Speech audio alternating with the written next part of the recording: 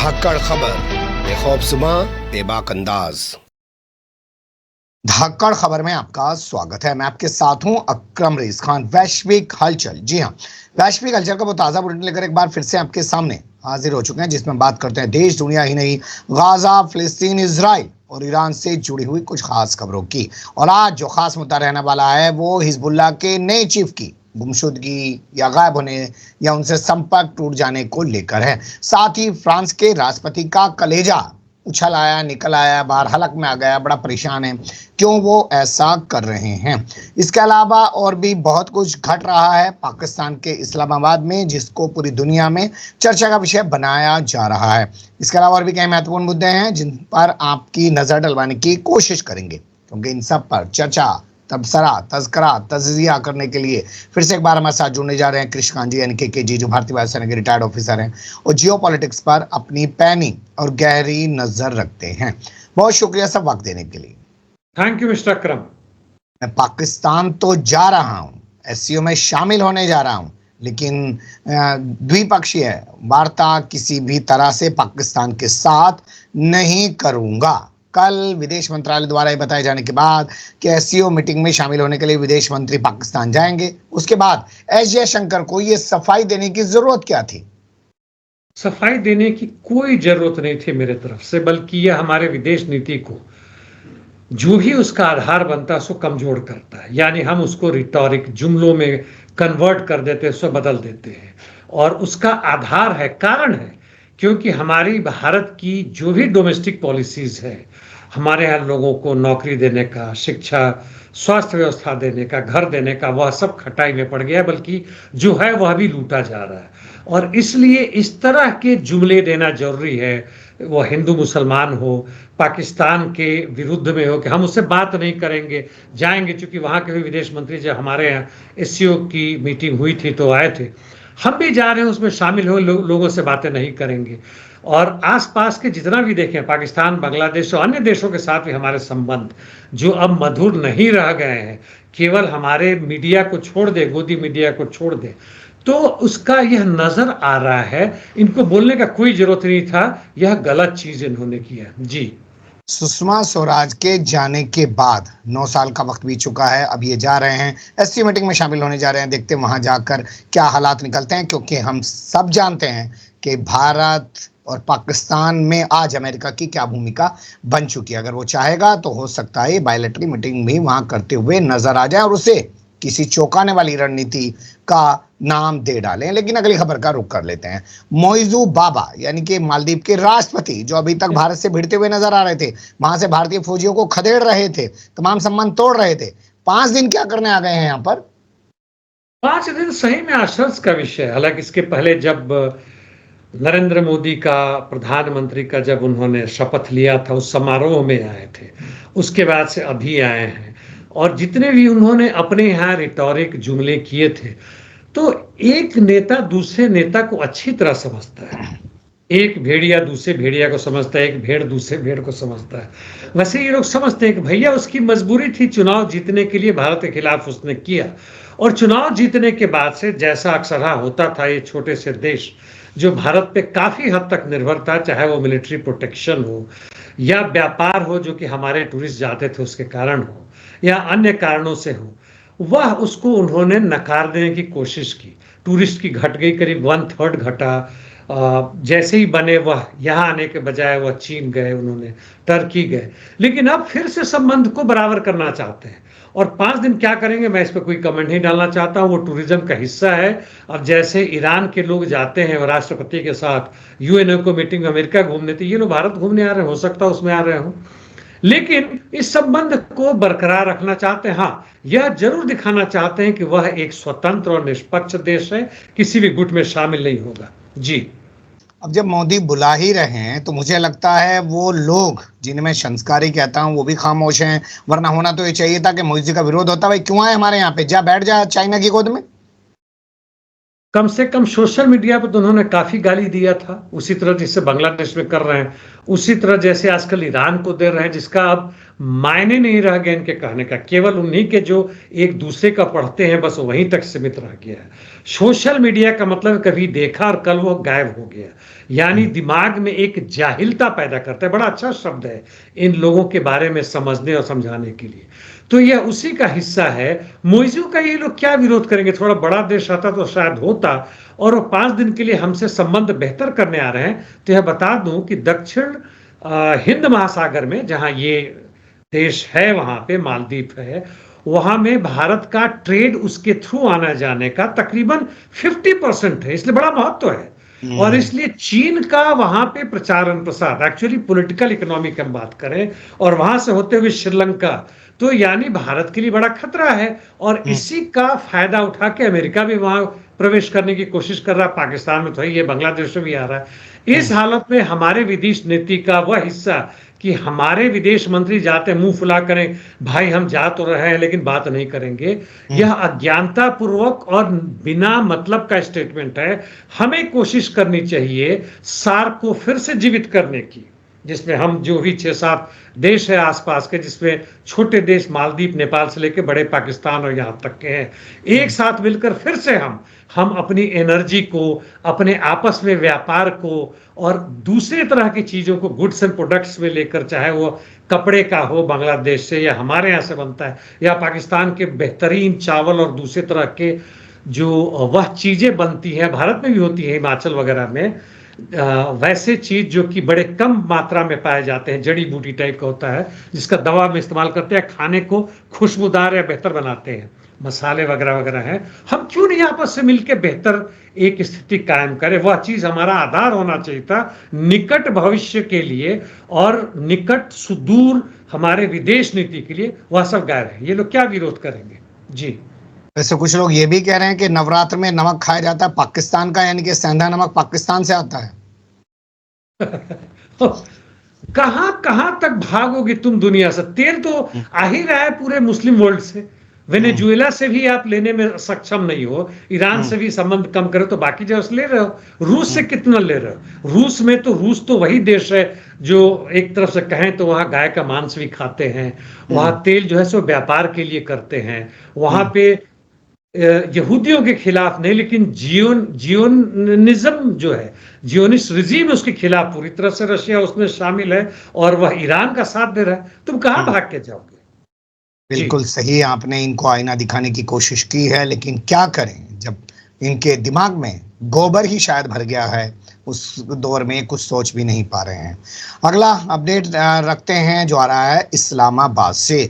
अरे डी चौक पर ये लोग जो इस्लामाबाद के अंदर प्रदर्शन करने आ रहे थे, पीटीआई वाले, ये सिर्फ एक दिन का प्रदर्शन नहीं करते, ये 17 अक्टूबर तक यहाँ डटे रहते, क्योंकि इन्हें पता है 15 और 16 तारीख को इस्लामाबाद में एससीओ की मीटिंग होने वाली है, इसलिए 540 से ज़्यादा लोगों को गिरफ्तार कर लिया गया है। और हमने सिविल वर्दी में ये आरोप लगाया, पता नहीं क्या सच्चाई है, केपी यानी खैबर पख्तूनख्वा के पुलिस वालों को पकड़ा है जिनके पास से हथियार बरामद हुए हैं। खैबर पख्तूनख्वा का जो सीएम है वो गायब है, पीटीआई वाले कह रहे हैं कि उसको उठा लिया, किडनैप कर लिया गया या उसको गिरफ्तार कर लिया गया। तमाम तरफ से पूरे पाकिस्तान में देखें तो एक अफरा तफरी का माहौल दिख रहा है इमरान खान की पार्टी के प्रदर्शन को लेकर। आपके पास क्या क्या जानकारी है? जहां तक आपने खैबर पख्तून के मुख्यमंत्री की बात की, संभवतः वह गिरफ्तार हैं, और इसलिए गवर्नर भी इस चीज पर देख रहे हैं कि वहां के संविधान के हिसाब से यहाँ क्या गवर्नर रूल लागू किया जा सकता है कि नहीं। उसी समय वहां का जो विधानसभा है उसकी भी इमरजेंसी मीटिंग चल रही है, नए चीफ मिनिस्टर बनाए जो भी बनाए। लेकिन इससे अधिक महत्वपूर्ण 2 चीजें बनती। एक तो पाकिस्तान में मिलिट्री रूल जो हमेशा रहा है, अभी भी देखें तो पूरे इस्लामाबाद में मिलिट्री की छावनी बन चुकी है, और पुलिस के अलावा वही एक तरह से कंट्रोल कर रहे हैं इस भीड़ को, और लोगों को गिरफ्तार करने में मदद कर रहे हैं। उनको पूरी आज़ादी दी गई है कि ताकि इसको क्रश किया जा सके। तो वहां पे ये चीजों के बावजूद भी जनता हजारों की संख्या में आ रही है। हमारे भारत में नहीं हो रहा है, यूरोप में हो रहा है, अमेरिका में हो रहा है, लंदन में हो रहा है, हर जगह हो रहा है। हमारे भारत में बड़ा लिमिटेड है। हाँ, किसानों का आंदोलन अभी चल रहा है, वह गोदी मीडिया का किसी भी मीडिया से गायब हो गया, लोगों को पता भी नहीं कि वास्तव में आंदोलन चल रहा है। तो ये एक बड़ा महत्वपूर्ण मुद्दा है, केवल पाकिस्तान नहीं बल्कि पूरे एशिया और विश्व के लिए, कि देखो यहां पर कैसे तानाशाह के खिलाफ जनता उठ खड़ी हुई है। यहाँ के कहने के लिए तो पीटीआई है, ठीक है, इमरान खान के पार्टी के हैं, लेकिन उसमें भी वह साधारण जनता है, जो मजदूर है और किसान है, वह आंदोलन कर रहे हैं। और उसके साथ आपने कहा 10-11 उसमें पुलिस वाले भी, यह भी एक बड़ी इंटरेस्टिंग खबर है। वास्तव में यदि क्रांति सफल होता है तो उसमें पुलिस और फौज के जवानों का, लोअर रैंक के अफसर का, बड़े रैंक के शायद ही आते हैं, आगे तो उनका वेलकम है, उनको तोड़ना जरूरी है। और ये अमेरिका बखूबी जानता है, हर जगह दुनिया में सीआईए के मदद से और खुलेआम रूप से वेनेजुएला और बोलीविया के सेना को बोला कि तुम विद्रोह कर दो, वहां के चुने हुए प्रजातांत्रिक ढंग से वहां के प्रधानमंत्री राष्ट्रपति को। तो जनता क्यों नहीं करे, अमेरिका के कहने से क्यों नहीं करे, और वहां की सेना क्यों नहीं करे। और पाकिस्तान में इसकी संभावना बनती है कि सेना के जो बुर्जुआ क्लास के साथ जो मिलकर काम कर रही है, उनके जनता के, जिससे कि किसान और सेना के लोग आते, क्यों नहीं ये लोग शामिल होकर अपनी सत्ता कायम करें। इसकी संभावना नजर आ रही है, दूर की संभावना लेकिन है। जी, मुझे एक परिस्थिति और लगती है सर, 9 मई का मामला हम जानते हैं, कैसे लोग सड़कों पे निकले, और उसके बाद जो है जगह जगह से पूरे पाकिस्तान के अंदर से जलाओ घेराव की तस्वीरें सामने आई। कल 5 अगस्त को भी ये लोग निकले और इन्होंने जो है इमरान खान को जेल से रिहा करने की मांग की। लेकिन जिस तरीके से इनके साथ हुआ, क्या ये एक सोचे समझे तरीके से किया जा रहा है पीटीआई को बदनाम करने के लिए, कि साहब ये तो देश में आग लगा देगी, बवाल कर देगी, ताकि पीटीआई पे पाबंदी लगा दी जाए और एक राज्य में, जैसा आप कह रहे हैं कि उनकी सरकार चल रही है, वहां का तख्ता पलट कर दिया जाए और इमरान खान को जेल से बाहर ही ना आने दिया जाए, उनके खिलाफ मिलिट्री कोर्ट में मुकदमे चलाकर उनको भी भुट्टो की तरह फांसी पे लटका दिया जाए? अभी जो शरीफ की सरकार है, जो भी है, प्रधानमंत्री हैं, राष्ट्रपति, सब वही लोग हैं, पंजाब की जो मुख्यमंत्री वही लोग हैं, और इनका कंट्रोल वहाँ के सत्ता में है। एक छोटा सा दूसरा था पख्तूनख्वा, वहाँ का भी इन्होंने नेस्तनाबूदी कर दिया है। और जो भी विरोध हो रहा है, एक तरह से कहें तो वह आतंकी हमले के रूप में हो रहा है। वह वास्तव में पूरी जनता का आंदोलन केवल पीटीआई ही कर पा रही है, जो अभी हाल में भी इस डी चौक पे जहाँ तहाँ लगा है। मिलिट्री कहीं ना कहीं से फिर से अपनी सत्ता पर पकड़ लागू करना चाहते हो, नजर आ रहे। नवाज शरीफ पे मिलिट्री कोर्ट में हो ना हो, लेकिन मिलिट्री का प्रवेश इस्लामाबाद में आ रही है, हर जगह आ रही है, तो मिलिट्री के जनरल कब तक इसका इस्तेमाल करेंगे। और जहां तक अमेरिकी साम्राज्यवाद की बात है, उसको इससे कोई भी परहेज नहीं है कि वहां के चुने हुए प्रधानमंत्री, राष्ट्रपति हो, मिलिट्री का सत्ता हो। हाँ, अमेरिकी पकड़ के अंदर में होना चाहिए। वह किसी न किसी तरीके से चीन से यदि विरोध ना कर सके तो चीन से न्यूट्रल रहे, पाकिस्तान, भारत के साथ वो संबंध देख लिया जाएगा, बांग्लादेश वो काम कर ही रहे। बल्कि अभी जो अमेरिका चाहता है वो मिलिट्री रूल से ज्यादा बेहतर है। तो आप जो कह रहे हैं उसकी संभावना है, उस तरफ बढ़ रहे हैं लोग। यह देखना है कि जनता किस तरह से इसका विरोध करने में सक्षम हो पाती है। जी, पीटीआई के एक नेता हैं, नाम है एडवोकेट सैफ, उन्होंने टीवी पर, मीडिया पर, डिबेट में एक बयान दे दिया और एस जयशंकर पूरे पाकिस्तान में चर्चा का विषय बन गए। क्या किया उन्होंने? उन्होंने जयशंकर को कहा कि आप पाकिस्तान आ ही रहे हैं तो हमारा जो आंदोलन हो रहा है उसमें शामिल होइए और देखिए कि हमारे यहाँ किस तरह से प्रजातंत्र के लिए, संविधान की रक्षा के लिए और फिर से जनतंत्र के लिए हम लोग लड़ रहे हैं, किस तरह से विरोध कर रहे हैं और किस तरह से ये तानाशाह लोग हमारे ऊपर अत्याचार कर रहे हैं। तो नेचुरली वहां के जो भी रूलिंग क्लास के वो कर रहे हैं, तो भारत की चमचागिरी कर रहे हो, भारत के लोगों को बुला रहे हो, आवाज दे रहे हो। और जहां तक भारत की बात है, वो तो सपने में भी जयशंकर वहां नहीं जाएंगे, क्योंकि वहां जाते हैं तो उनसे प्रश्न पूछा जाएगा कि तुम्हारे देश में क्या हो रहा है, तुम उसके खिलाफ क्या कर रहे हो।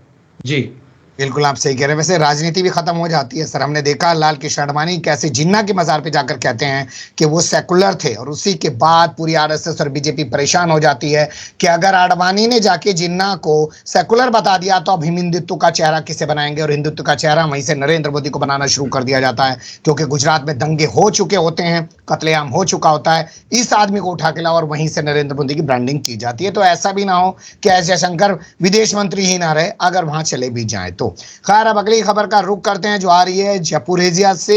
यहां पर कार में एक शख्स की हत्या कर दी गई है। यूक्रेन बड़ा खुश हो रहा है, कह रहा है उसने अपराधी को सजा दे दी है।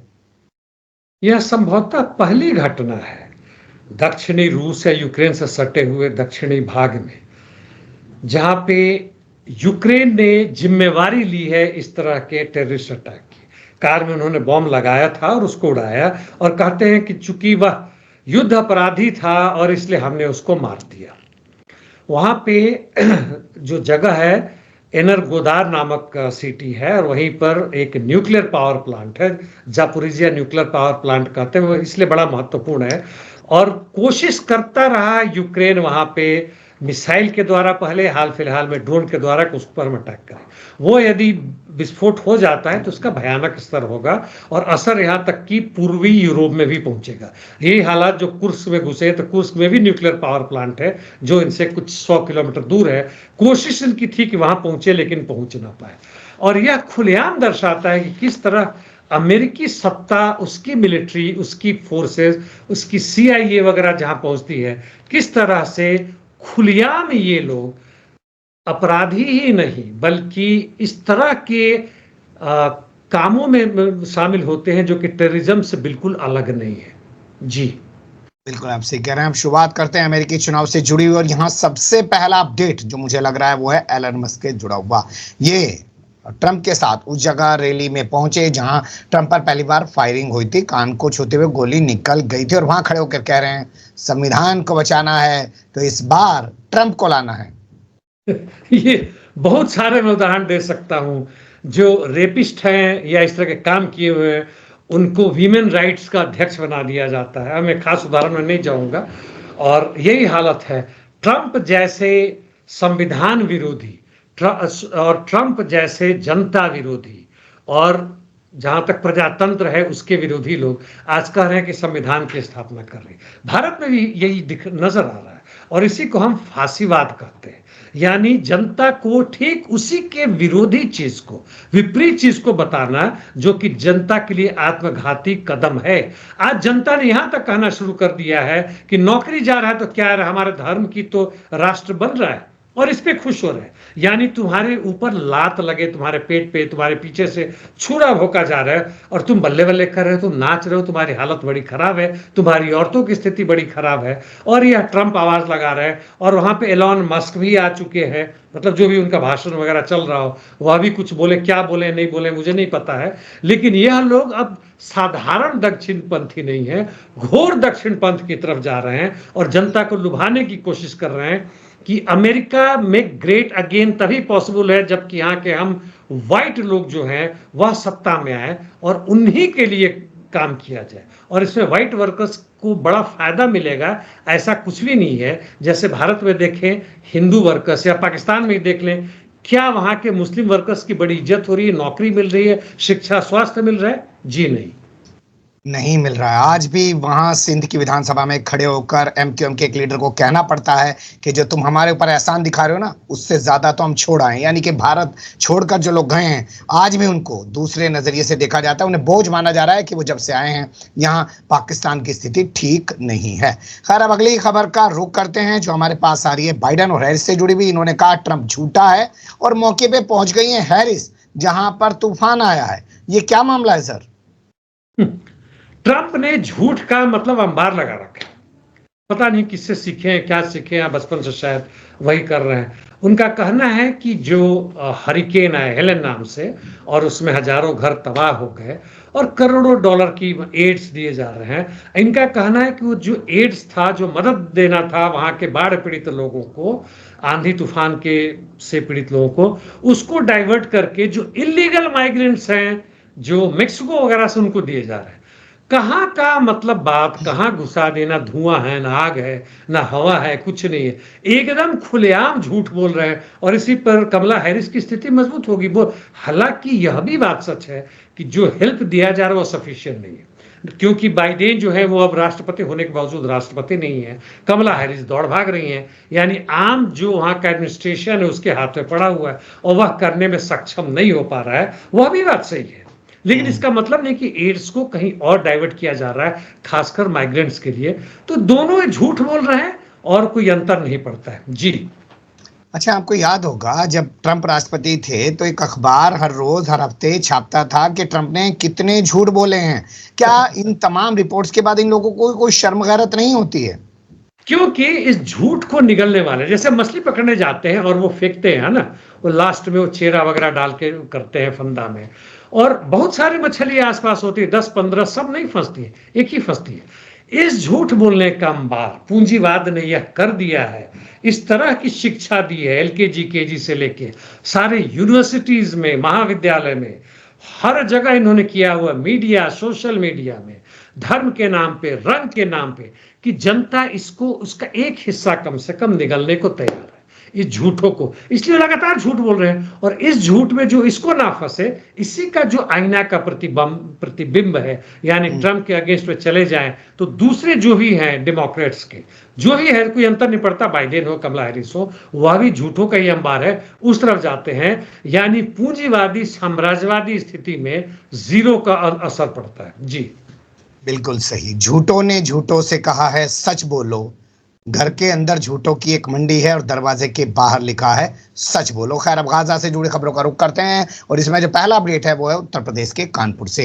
राजीव कुमार दुबे नाम के एक साहब हैं, अपनी पत्नी के साथ मिलकर इजराइल की एक मशीन के जरिए यहाँ के बहुत सारे बुजुर्गों को करोड़ों की शपथ लगा चुके हैं।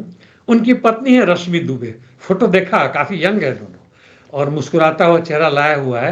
इजराइल से मुझे नहीं लगता है कोई तथाकथित रूप से जो ये कर रहे हैं टाइम मशीन, यानी आप टाइम में जाके उसको रिवर्स कीजिए, समय को उल्टा दिशा में चलाइए, और जो 60-65 वर्ष का अधेड़ या बुढ़ा है उसको ये लोग उस मशीन के द्वारा जवान कर देंगे और वह 25 वर्ष का जवान दिखेगा। बहुत सारे लोग नेचुरली फंसे कानपुर में और बहुत सारे लोग आए, इन्होंने पैकेज दे रखा था 6,000 रुपये का, यानी उसमें 8-9 सेशन करेंगे, और यदि 3 साल का पैकेज लेते हैं तो 90,000 का, यानी छूट भी है जैसे नॉर्मल पैकेज होता है। और इन्होंने बड़ा तथाकथित रूप से वैज्ञानिक विश्लेषण दिया कि चूंकि ऑक्सीडेशन यानी ऑक्सीजन का सफिशिएंट रूप से नहीं हो पाता है हमारे स्किन में, बॉडी में, इसलिए हम बुढ़ाते हैं, उसका रिवर्स प्रोसेस करेगा, हम उसको ऑक्सीजन करेंगे। उसका नाम भी उन्होंने कुछ ऑक्सीजन से करके दिया है, ऑक्सीजन थ्योरी और समथिंग करके लगा रखा है। और ये कर बहुत सारे लोग फंसे, लेकिन जब कुछ नहीं हुआ, ये लोग पुलिस के पास पहुंचे और पकड़ धड़ हुआ तो पता चला कि बिल्कुल झूठ और लोग फंस रहे हैं।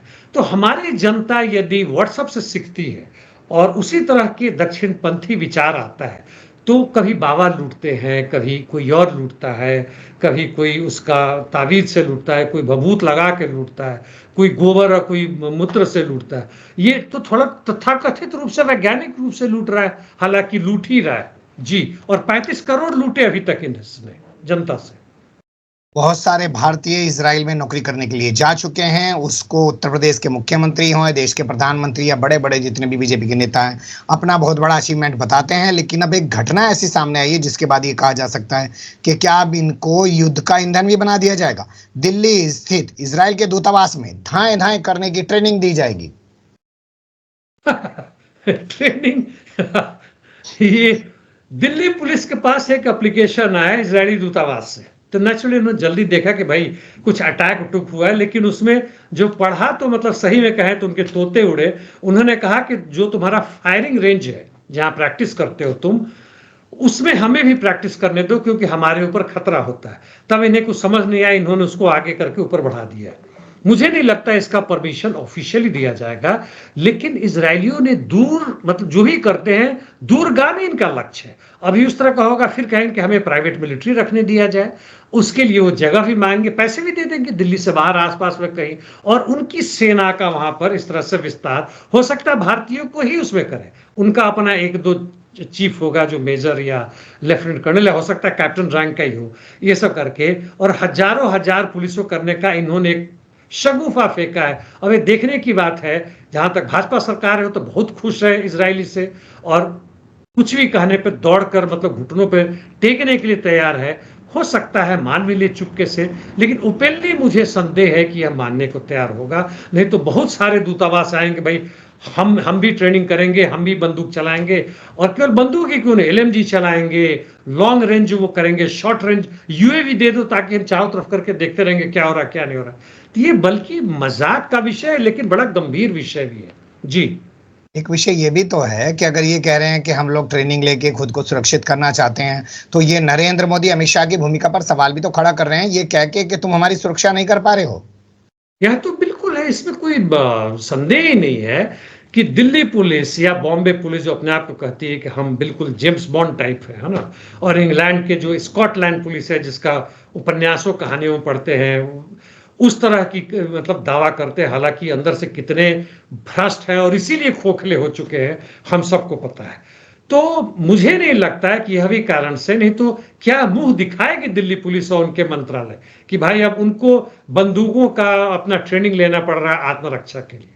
जी 42,000 लोग साल भर के दौरान गाजा में मारे गए, जिसमें 70-80% से ज्यादा महिलाएं और बच्चे हैं। 2,000 से ज्यादा लोग अभी तक पिछले कुछ दिनों के दौरान लेबनान में मारे जा चुके हैं। लेकिन अब मैक्रो का कलेजा फटा है। राष्ट्रपति हैं फ्रांस के, कह रहे हैं साहब हथियारों का इस्तेमाल करने पर इनके रोक लगाओ। मैक्रो का कलेजा तो बिल्कुल नहीं फटा है, लेकिन जिस ढंग से वहां पर दक्षिणपंथी बढ़ रहे हैं उन पे दबाव है। नंबर 2, लेबनान चूंकि फ्रांस का एक उपनिवेश था, बहुत दिनों तक इनका अच्छा संबंध रहा था, हटने के बाद भी इनका संबंध रहा है और फ्रांस के बहुत सारे लोग यहाँ बसे हुए हजारों नहीं लाखों में हैं और इसलिए भी इनके ऊपर दबाव पड़ रहा है अपने ही जनता से भी और यहाँ से भी, और रोकने में असमर्थ है। जितना भी इन्होंने कहा, अंदर से बातें की, ऊपर से कही, जब नहीं मान रहा है नेतन्याहू तब इनको लगा कि यह कहना पड़ेगा। इन्होंने कहा कि भाई अब हमें पूरी तरह से बंदिश कर देना चाहिए। इसमें भी कैच है, वैसे हथियारों पे जो गाजा में जा रहा है या मतलब नॉर्मल आत्मरक्षा के लिए वो हथियार जाता रहेगा संभवतः, पता नहीं कितने जा रहे हैं, कहां जा रहे हैं, वो होगा। जिसपे नेतन्याहू ने कहा कि बड़ा दुर्भाग्यपूर्ण है और तुम भविष्य में देखोगे, सोचोगे इसके बारे में, मैक्रो को कहते हैं, तब तुम्हें शर्म आएगी कि इतनी ऐतिहासिक काम में, जो कि इजराइल इतना बढ़िया काम कर रहा था और आतंकवादियों को खत्म कर रहा था, तुमने उसका साथ नहीं दिया। इतना मतलब घटियापा का स्तर है जिसका कोई स्तर नहीं है। जी जो आदमी यूएन के खिलाफ बोल रहा है, यूएन चीफ पर पाबंदी लगा रहा है, वो उल्टा फ्रांस जैसे देशों को हड़का रहा है, क्योंकि बाइडन लेट जा रहा है, ट्रंप लेट जा रहा है, ब्रिटेन का जो प्रधानमंत्री है वो लेट जा रहा है इनके सामने। बताइए, सोचिए, ब्रिटेन का विदेश मंत्री पहुंचा नेतन्याहू का, चल बे भाग जा, मैं तेरे से नहीं मिलता, तेरे प्रधानमंत्री हमारे यहाँ हथियार देने पर कुछ कंपनियों के ऊपर पाबंदी लगाई है। अगली खबर अमेरिकी डॉक्टर से है, इन्होंने भी अपील की है कि हथियारों की पाबंदी रोकी जाए। लगता है आपको कि सुना जाएगा इनको? मुझे नहीं लगता है, यह सेल कहलाने के है, लेकिन जब डॉक्टरों की बात कर रहे हैं ना जी, तो तकरीबन 100 डॉक्टरों ने कहा है। और इसकी बात के साथ साथ बाय द वे ऑक्सफैम एक एनजीओ है जो कि बिल्कुल गरीबी, अमीरी की खाई और ये सब पूरा दुनिया में देखता है और उससे काफी डेटा भारत से भी आते हैं और माना जाता है कि वो सही है। इसने भी लिखा है इसके ऊपर कि यह जरूरत से ज्यादा है और यह हत्या की जा रही है। और इन सब ने साफ साफ यह कहा है कि ऐसा लगता है कि दो चीज दिया है कि बच्चों के खिलाफ जानबूझ के वैसे ठिकानों पे इजरायली हमले किए जा रहे हैं जहां बच्चों की संख्या, औरतों की संख्या ज्यादा है, यानी वह जनसंहार का रूप है। और नंबर 2 है कि जहां तक इनकी मारने की बात है बच्चों की, दुनिया में और भी कहीं लड़ाई हुई है, यह अनुपात जो बच्चों और औरतों के खिलाफ जा रहा है, दुनिया में ऐसा पहले कभी नहीं हुआ। यानी यह एक प्लांट की तरफ आ रहा है। और इसमें से डॉक्टर जो 100 में, इसमें से अधिकांश डॉक्टर इजराइल में जो काम, इजराइल नहीं, गाजा पट्टी में जो काम कर चुके हैं, उनका कहना है कि उन्होंने देखा है बच्चों को अपने सामने मरते हुए, घायल होकर जो बड़ी बुरी हालत में आ रहे हैं। पूरा उसका मैं वर्णन नहीं करूंगा। तो जिस हालात में आ रहे हैं, जिस हालात में रोते बिलबिलाते बेहोश आकर रहे हैं, और वैसे हमारे पास कोई सुविधा ही नहीं कि हम इनकी मतलब कोई भी मेडिकल एड दे सके। ऐसे हालत में भी यदि बाइडेन और कमला हैरिस नहीं रोक रहे हैं तो यह बहुत ही खराब चीज है। नहीं तो पूरी की पूरी रोक दो और इसके बाद का असर अमेरिकी जनता यानी पूरे विश्व भर में, चूंकि इसको ट्वीट करके ही हजारों नहीं लाखों लोग भेजे जा रहा है, जिसमें एक फिरोज धावा भी है, उन्होंने भी कहा और बाकी सब ने भी कहा हुआ है। जी अब बात करते हैं साल भर पूरा होने के मौके पर जो धरने प्रदर्शन पूरी दुनिया में शुरू है उनकी। ब्रिटेन, स्वीडन, इटली और तमाम समेत कई देशों में जोरदार धरने प्रदर्शन किए जा रहे हैं। पुलिस उनको रोकने की कोशिश कर रही है, लेकिन जैसे कि आप कहते हैं कि हमारे यहाँ जो गांधी का देश है वहां पे सन्नाटा है। यह तो बड़ा दुर्भाग्य है कि हमारे यहाँ सन्नाटा है यह, और केवल साधारण दुर्भाग्य नहीं, क्योंकि इसके अगेंस्ट में स्टेट रिप्रेशन है, यानी राज्य द्वारा आपको इस पे नहीं करने दिया जाएगा धरना प्रदर्शन, जो कहीं से भी 100 से 200 से ज्यादा आ जाए, ताकि मीडिया में ना आए, नहीं तो इन्हें जवाब देना पड़ेगा इजराइल को कि क्यों ऐसा होने दिया। यह तो स्पष्ट है।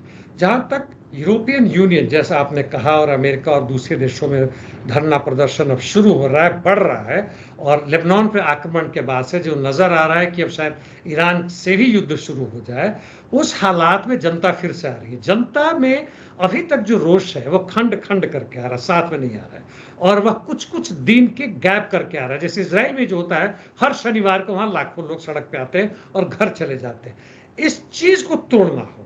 लक्ष्य है, लक्ष्य की पूर्ति के लिए काम करो। हमारा लक्ष्य धरना प्रदर्शन नहीं है, रास्ता वही है। मान लीजिए जेल में बंद होते हैं, तो जेल में हमारे पास हम क्या कर सकते हैं? धरना प्रदर्शन करने नहीं देगा, उसके भी अंदर सेल होता, बंद करेगा, गोलियां चलाएगा, डंडा मारेगा। उसमें एक अनशन है। हम यहाँ पे सड़कों पे जाकर अनशन नहीं करेंगे, हमारी वो ताकत उससे ज्यादा बनती है। अनशन अंतिम हथियार है, जब हम बिल्कुल हमें जेल में बंद कर दिया, अकेले बंद कर दिया, नहीं खाएंगे या तो मार दो, हम मर जाएंगे। तो ये धरना प्रदर्शन को उस रूप में बदले कि सरकार का चलना बंद हो जाए। यहीं पे देखिए 2013-14 में 12 में जब भी हुआ था, अरविंद केजरीवाल ने कहा कि हम बिजली के बढ़े हुए दामों का पैसा नहीं देंगे, और जाके उसका तार काटा था। उसके बाद से वो जो हो गया खत्म हो गया। यानी असहयोग का आंदोलन यदि शांतिपूर्वक ढंग से करना चाहते हो, मास सिविल डिसोबीडियंस करो कि सरकार का चलना बंद हो जाए, और जब तक वह ना करोगे तुम सफल नहीं होगे। जी। लेकिन कुछ लोग तो ड्रामेबाजी भी कर रहे हैं, व्हाइट हाउस के बाहर हाथ पे आग लगा के ऐसे दिखा रहे हैं कि सुसाइड कर लेंगे, और समर्थन कर रहे हैं इसराइल का। अब उसमें तोड़ फोड़ के हमारे यहाँ भी जो मंदिर मस्जिद में जो मांस के टुकड़े फेंके जाते हैं, वह वास्तव में वो नहीं फेंकते हैं जो कि उनसे घृणा है। वो लोग करते हैं जिनको पैसा मिलता है, और धर्म से भी उनका कोई लेना देना नहीं। तो यहाँ भी ड्रामेबाज पहुंचते हैं, एक प्रोपेगेंडा का रूप है। अब इसमें क्या कहें, लेकिन सही में कहा जाए तो सेल्फ इमोलेशन या आत्महत्या, ऐसे में वह मतलब अनशन वाले से भी गया गुजरा आपका प्रतिरोध का तरीका है। इसे 100% नकारना चाहिए।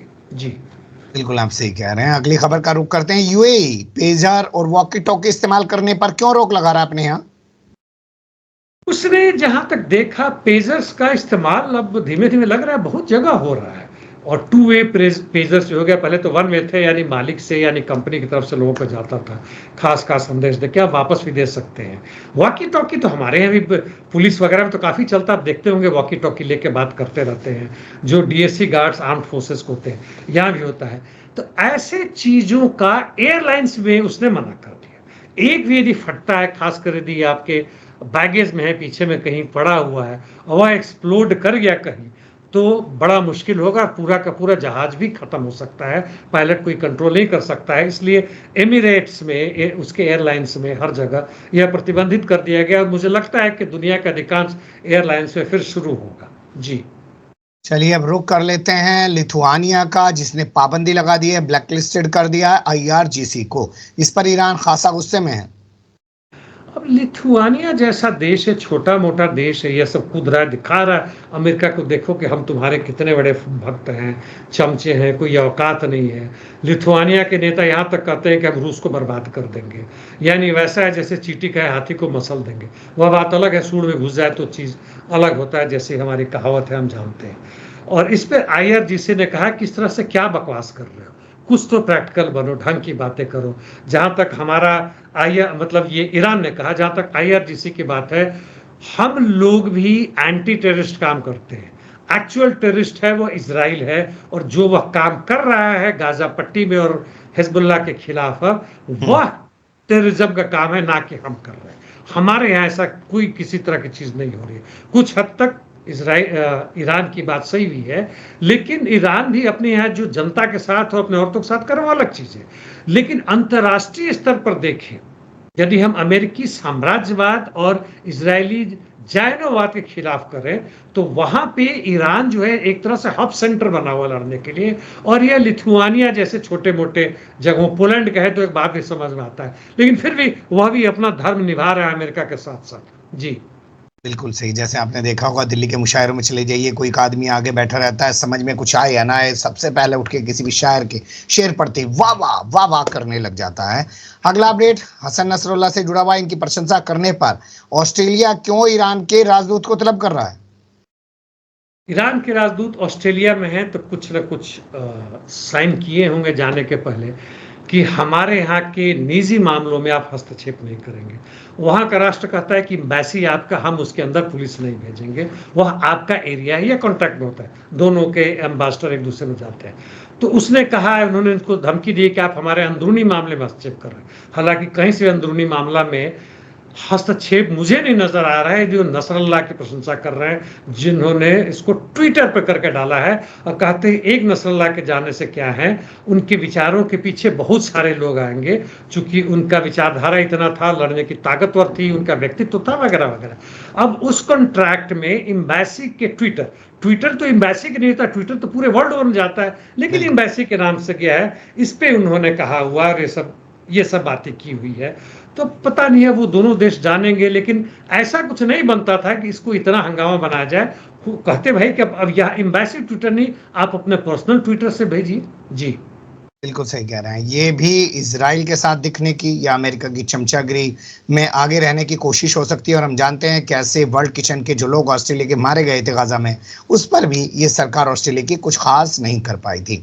अब बात करते हैं एक रणनीति को लेकर। आज फिर से बयान दिया नेतन्याहू ने और उसने कहा कि तैयारी मुकम्मल हो चुकी है, ईरान पर हमला करने जा रहे हैं। लेकिन कुछ लोग कह रहे हैं कि असल में जिस तरीके के हालात लेबनान में बने हुए IDF के सामने, और जब तक वो बने रहेंगे, जो कि ईरान की रणनीति का एक हिस्सा है, तब तक इजराइल ईरान पर हमला करने की सोच भी नहीं पाएगा। आपको क्या लगता है?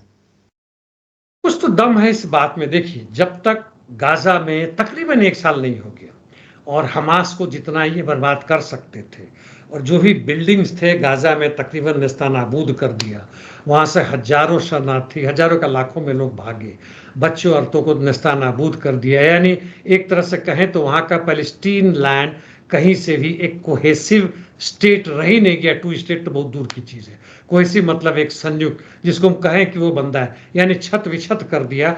उसके बाद से ही इसने, जबकि इसका आयरन डोम हालांकि अभी भी कहें तो अधिक से अधिक मेरे हिसाब से 60 से 70% इफेक्टिव है, नहीं तो उससे भी कम इफेक्टिव है, पहले जैसा नहीं रहा।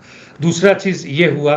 तीसरा ये हुआ कि इस बीच में इसने जर्मनी या दूसरे देशों से, अमेरिका खासकर, उस तरह के मिसाइल और लॉन्ग रेंज आर्टिलरी और खासकर बॉम्ब्स लाए, हजार पाउंडर के जो है, 500 से 1000 पाउंडर, जो कि बड़े बड़े जो ही कंक्रीटाइज्ड बंकर्स हैं उसके अंदर वो पहुंचने की क्षमता रखता है।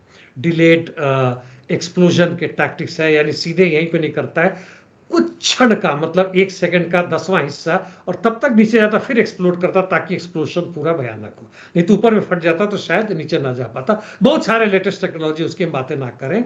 ये सब चीजें उसने अख्तियार की है इस बीच में। तब जाके इसने एक प्लान के तहत सारा इंटेलिजेंस लेके इसने हिजबुल्लाह के खिलाफ, यानी लेबनान में आक्रमण शुरू किया है। वह भी जमीनी पर 1-2 गांव पे घुसे हैं। कल का न्यूज था, हिजबुल्लाह भी इनके एक गांव में घुसा है और वहां से जितने लोग थे भागे। इनका हालांकि सबोटाज ग्रुप कहते हैं कि जाके देख के, और रिकॉग्नाइजेशन सबोटाज और कुछ आर्म्स के साथ कुछ करके और उन्होंने मारा है। और इनके यदि सही में माने तो 200 से 300 इजरायली सैनिक मारे जा चुके इस हिजबुल्लाह के लड़ाई में, जो कि भारी संख्या है।